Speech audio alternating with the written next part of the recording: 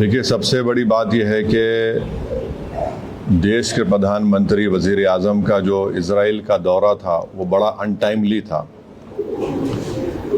और वज़ीर आज़म नरेंद्र मोदी को अपने एडवाइज़र से सवाल करना चाहिए कि क्या ये सही वक्त था इज़राइल का दौरा करने के लिए। अगर वज़ीर आज़म का एयरक्राफ्ट मिड एयर में होता और इस तरह का हमला होता तो फिर इसका जिम्मेदार कौन होते।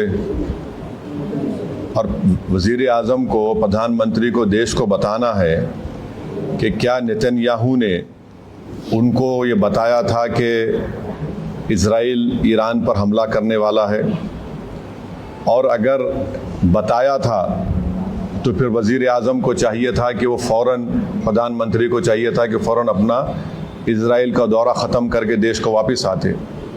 मैं इसलिए कह रहा हूं कि अटल बिहारी वाजपेयी 1979 में चाइना गए थे और जब वियतनाम पर हमला हुआ अटल बिहारी वाजपेयी वापस आ गए देश को। और अगर इज़राइल ने नहीं बताया कि वो यूएस के साथ मिलकर ईरान पर हमला कर रहा है तो फिर ये तो इज़राइल ने हमको धोखा दिया। देश के 133 करोड़ जनता को इज़राइल ने भारत की धोखा दिया है, बिट्रे किया है। उन्होंने प्रधानमंत्री के विजिट को इस्तेमाल किया है ईरान पर अपने एक वल्गर अटैक के लिए, और उन्होंने प्रधानमंत्री के विजिट को इस्तेमाल किया है ईरान पर हमला करने के लिए, और जो जेनोसाइड उन्होंने फ़लस्तीनियों का किया है गाज़ा में उसको कवर अप करने के लिए। और तीसरा, उसमें मैसेज ये जाएगा कि भारत ईरान के साथ नहीं खड़ा है, भारत इज़राइल के साथ खड़ा है। और भारत को क्या हासिल हो रहा है इस हमले से, बताइए। कुछ फ़ायदा हुआ भारत को इस हमले से?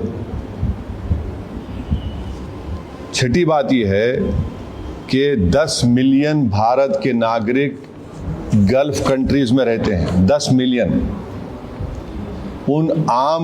उस देश के आम नागरिक पर क्या मैसेज जाएगा कि प्रधानमंत्री मोदी के विजिट के ख़त्म होने के फ़ौरन बाद इज़राइल ने ईरान पर हमला किया। अब आप देखिए, बहरीन में हमला हो गया, क़तर में हमला हो गया, हाँ, सऊदी अरेबिया पे हमला हो सकता है।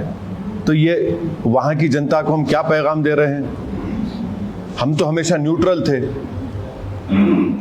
देश के प्रधानमंत्री को और बीजेपी को समझना चाहिए कि हमारी 80 साल की जो लेगेसी थी कि हम न्यूट्रल थे इस मामले में, आज उसका क्या हो गया बताइए। और फिर बहुत गलत मैसेज गया है तमाम ये गल्फ़ कंट्रीज़ को, चाहे बहरीन हो, क़तर हो, इराक़ हो। और हम जानते हैं कि क़तर होस्ट कर रहा था कि सीज़ फायर हो गाज़ा में, इज़राइल ने वहाँ पर हमला कर दिया, बॉम्बिंग की। इसमें भारत का बेनिफिट क्या है बताइए। और प्रधानमंत्री के साथ जो आपकी बरादरी मीडिया के लोग गए थे कवर करने के लिए, वो भी फंसे हुए इज़राइल में, अब उनका क्या होगा? तो ये जो, और लार्जर पॉइंट ये है कि यूएस पे अब कौन भरोसा करेगा? आप बातचीत भी कर रहे हैं और हमला भी कर दे रहे आप।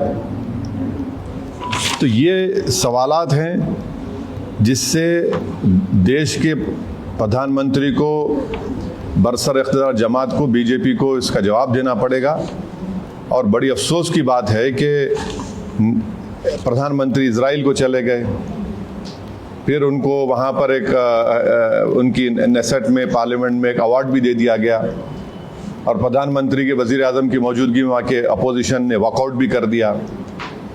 इज़राइल ने नरेंद्र मोदी के इस विजिट को इस्तेमाल किया हमला करने के लिए और दुनिया को बताने के लिए कि भारत उनके साथ खड़ा हुआ है, बल्कि ये बेट्रेयल है। हम पूछना चाह रहे हैं बीजेपी और देश के प्रधानमंत्री और उनके सरकार से कि क्या नेतन्याहू ने हमको बताया था प्रधानमंत्री को? अगर बताया तो प्रधानमंत्री को निकल के आ जाना चाहिए, जिस तरह वाजपेयी ने किया था 79 में। और अगर नहीं बताया तो फिर इज़राइल ने इस्तेमाल किया हम लोगों को। ये बड़ी तकलीफ दह बात है। तो ये मुझे अब तक इसी पर यही कहना है।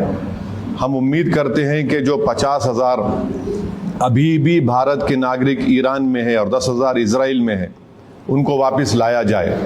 सिर्फ एडवाइजर इशू कर दिया आप बताइए, प्रधानमंत्री गए हैं वहाँ, 10,000 अभी भारत के नागरिक इजराइल में है, 50,000 अभी ईरान में है, 10 मिलियन पूरे जीसीसी कंट्रीज में है। किसको नुकसान होगा बताइए इससे? ये हमारे 10 मिलियन भारत के नागरिक अपनी गाढ़े खून पसीने की कमाई भारत को भी जाते हैं फॉरेन एक्सचेंज के तौर पर। नेशनल इंटरेस्ट क्या सर्व हुआ हमारा बताइए प्रधानमंत्री के जाने के बाद?